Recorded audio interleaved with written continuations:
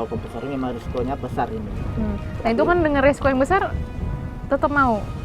Ya emang Pakai keadaan lo kompresor. kayak gitu kan. Pak Ardin ini hanya menjadi satu contoh dari nelayan yang akhirnya terkena dampak dari menggunakan kompresor. Merusak terumbu karang ini yang memang jelas, tapi cuman aliran kerja itu apa solusinya? Nggak dikasih solusi gitu ya? Belum ada.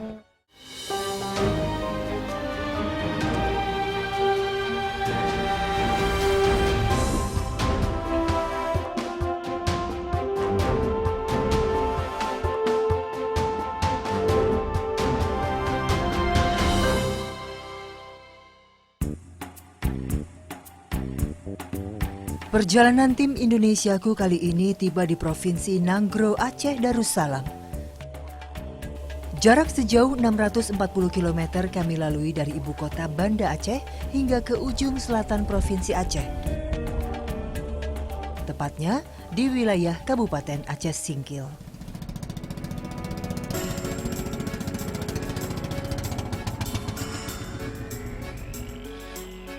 Tiba di pelabuhan Tanjung Tinggi, kami langsung mencari kapal.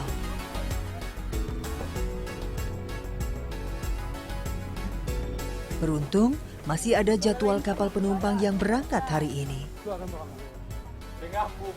Kami berangkat bersama warga yang membawa berbagai kebutuhan sehari-hari. Kapal kami pun berangkat dan mulai mengarungi lautan lepas. Kapal yang melaju dengan kecepatan rendah membuat perjalanan terasa begitu lama. Tak berapa lama, pulau-pulau cantik mulai nampak dari kejauhan dan menyambut kami.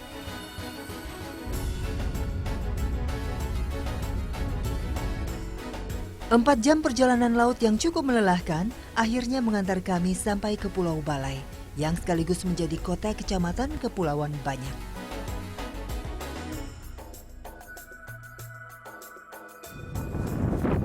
Banyak di Aceh ini ibarat Kepulauan Seribu di Jakarta. Ada banyak pulau-pulau di dalamnya.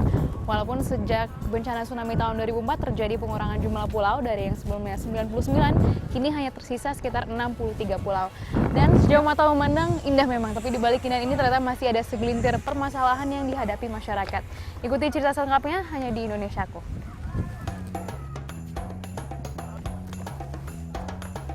Terima kasih.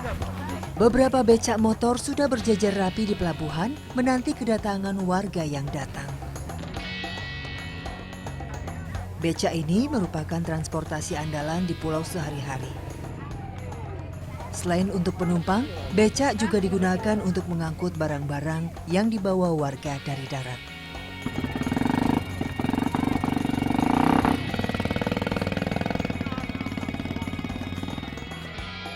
Sebagian besar pulau di sini tidak berpenghuni.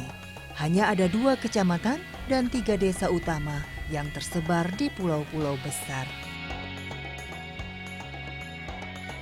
Beberapa di antaranya bahkan sudah dikembangkan sebagai tempat wisata. Namun mengharapkan kedatangan pengunjung saja ternyata tidak cukup. Kali ini saya mengikuti Bang Martin dan teman-temannya melaut. Kami bergerak tak jauh dari pelabuhan. Setibanya di lokasi, para nelayan pun langsung bersiap. Selang udara diikat ke badan, masker dan sepatu katak dikenakan.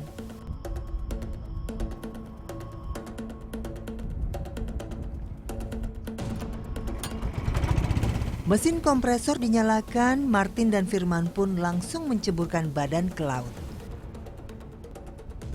Sementara 2 orang lainnya bertugas menjaga para penyelam dari atas perahu. Mereka harus memastikan mesin tidak berhenti dan selang udara tidak terbelit.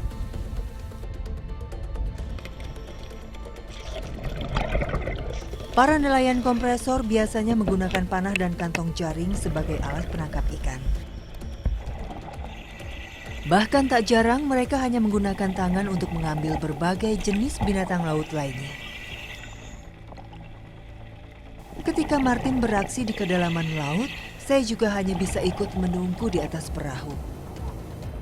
Keduanya tak lagi terlihat, hanya selang kompresor yang tampak mengambang dari permukaan. Jadi para nelayan kompresor ini kalau misalnya menyelam bisa sampai kedalaman 20 hingga 30 meter dan mereka hanya mengandalkan nyawa mereka dengan selang-selang ini yang menyuplai udara dan ini isinya itu nitrogen atau yang setara dengan yang digunakan untuk pompa ban kendaraan. Berbeda dengan oksigen, gas nitrogen yang larut dalam pembuluh darah akan terakumulasi dan bisa berdampak pada gangguan sistem saraf atau yang disebut dengan dekompresi.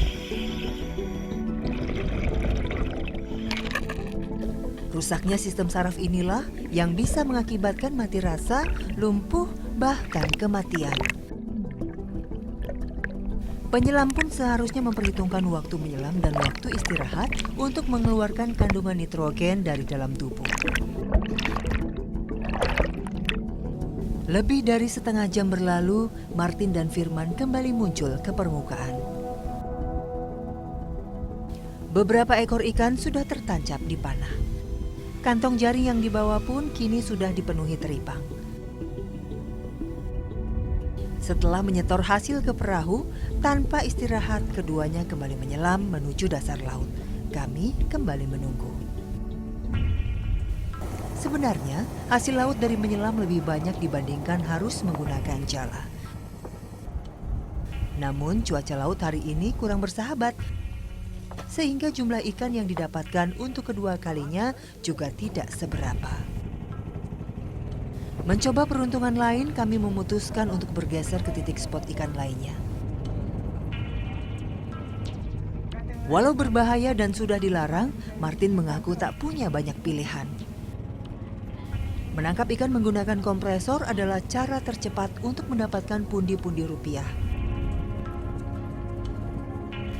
Lagi pula, menurut mereka menyelam seperti ini aman karena pekerjaan ini sudah dilakukannya selama lebih dari 10 tahun.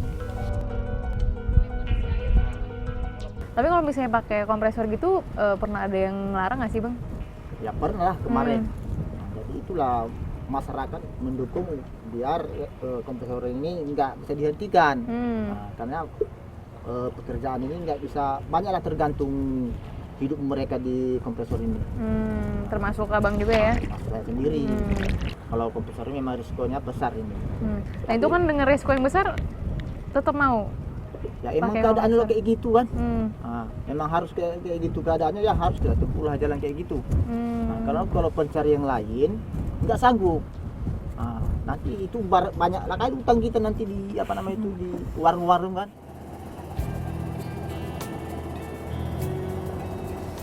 Di titik berikutnya, Martin kembali bertaruh nyawa melawan ombak. Dan untuk kesekian kalinya, bergantung hidup pada selang kompresor. Tak lama menunggu, ia kembali dengan hasil yang tidak banyak. Sepertinya hari ini kami kurang beruntung. Sebelum hari gelap, kami memutuskan untuk pulang. Hasil melaut hari ini pun belum cukup banyak untuk bisa dijual. Ikan yang didapat sepertinya hanya cukup untuk memenuhi perut keluarga hari ini. Namun hari esok, laut dan selang kompresor masih menanti. Penggunaan kompresor sudah memakan banyak korban di sini. Masna, istri Ardin pun setia menanti suaminya pulang melaut setiap sore dan membantunya berjalan sampai ke rumah.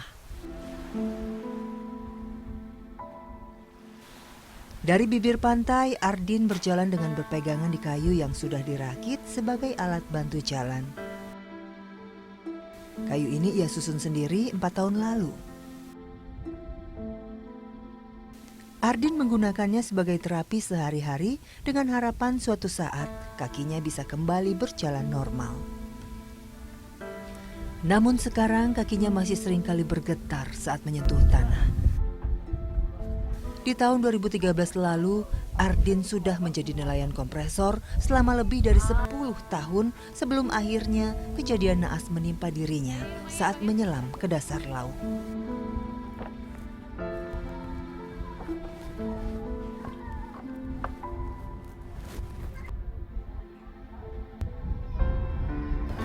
menyelam kan, turun sampai di dasar laut, lah tiba-tiba seakan-akan ada lah yang menampar dada bapak kan, udah perasaan bapak kena ini sakit nih nanti kan, pas kebetulan naik ke atas sampai di atas sampan mulailah ngilu semua tubuh kan, kaki mulai memberat, kebas, tangan kebas.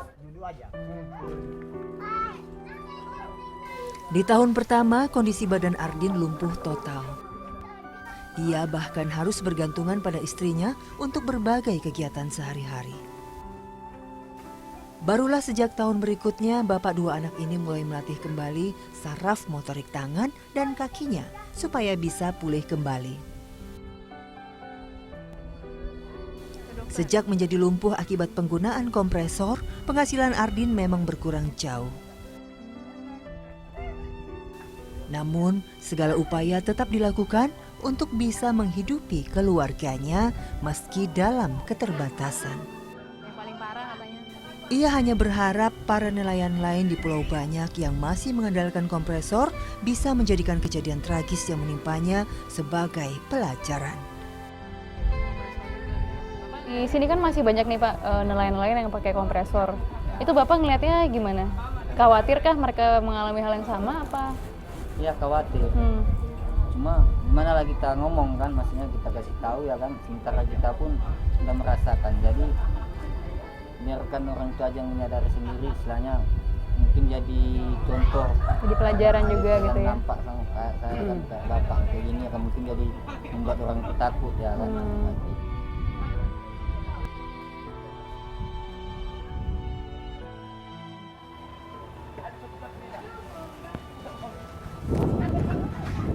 Hati Pak. Ya, jadi Pak Ardin ini hanya menjadi satu contoh dari nelayan yang akhirnya terkena dampak dari menggunakan kompresor. Meskipun ada larangan dari pemerintah untuk menggunakan kompresor, tapi warga sampai sekarang tidak pernah mendapatkan penyuluhan ataupun pelatihan tentang cara menyelam yang baik dan benar.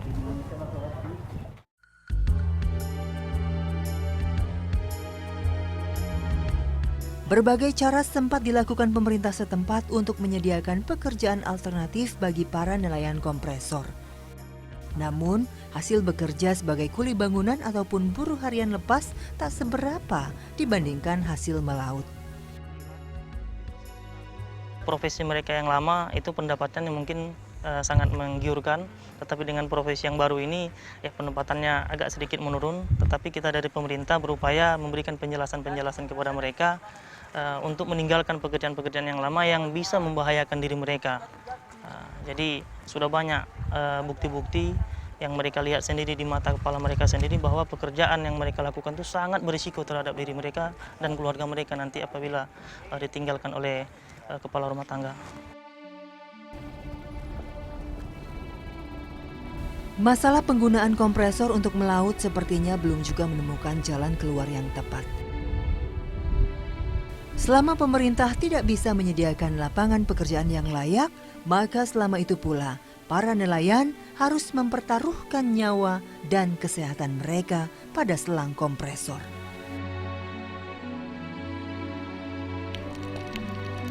Merusak tubuh karang ini yang memang jelas, tapi cuman aliran kerja itu apa solusinya?